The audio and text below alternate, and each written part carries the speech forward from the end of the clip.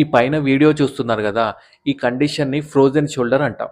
ఇది కామన్‌గా డయాబెటిస్ అంటే షుగర్ ఉన్న వాళ్ళలో వస్తుంది. మరి దీంట్లో ఏం ప్రాబ్లమ్ ఉంటుందంటే, ఈ భుజం నొప్పి ఉండడం అండ్ అదే కాకుండా భుజం స్టిఫ్‌గా అవ్వడం అండ్ ఈ చెయ్యి అనేది పైనికి లేవదన్నమాట. కొందరికేందంటే ఒక 50% వరకు లేస్తుంది. దానికంటే పైనికి లేవదు. ఇంకొందరికేందంటే జస్ట్ కొంచెం 20, 30% కంటే ఎక్కువగా లేవదన్నమాట. సో, మరి దీనికి సొల్యూషన్ ఏంటి?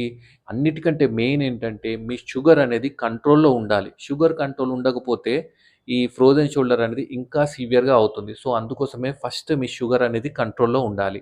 సెకండ్ ఏంటంటే, ఒకవేళ మీకు తగ్గకపోతే ఈ మెడిసిన్ వాడాల్సిందొస్తుందన్నమాట. పెయిన్ కిల్లర్ షార్ట్ టర్మ్ కోసం వాడాల్సి వస్తుంది.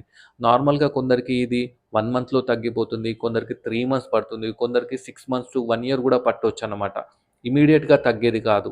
అండ్ అదే కాకుండా కొందరికి ఫిజియోథెరపీ గూడా అవసరం పడుతుంది. కొందరికి ఇంజెక్షన్స్ గూడా అవసరం పడతాయన్నమాట. పేషెంట్ సివియారిటీ అండ్ పేషెంట్ కండిషన్‌ని బట్టి డిపెండ్ అయి ఉంటుంది. అయితే ఇంకొక విషయం ఏంటంటే ఇది షుగర్ వాళ్ళకి కామన్‌గా వస్తుంది. అదే కాకుండా థైరాయిడ్ ప్రాబ్లమ్ ఉన్న వాళ్ళకి, లేకపోతే భుజం మీద ఇంతకుముందు ఏమన్నా దెబ్బ తాకిన వాళ్ళకి, లేదంటే ఏమైనా సర్జరీస్ అయిన వాళ్ళకి కూడా అండ్ అదే కాకుండా పెరాలిసిస్ ఉన్న వాళ్ళకి కూడా ఇట్లాంటి ప్రాబ్లమ్ అనేది వస్తుందన్నమాట. సో గైస్ ఇది తెలియని మీ ఫ్రెండ్స్ అండ్ ఫ్యామిలీకి ఈ వీడియో షేర్ చేయండి. Thank you.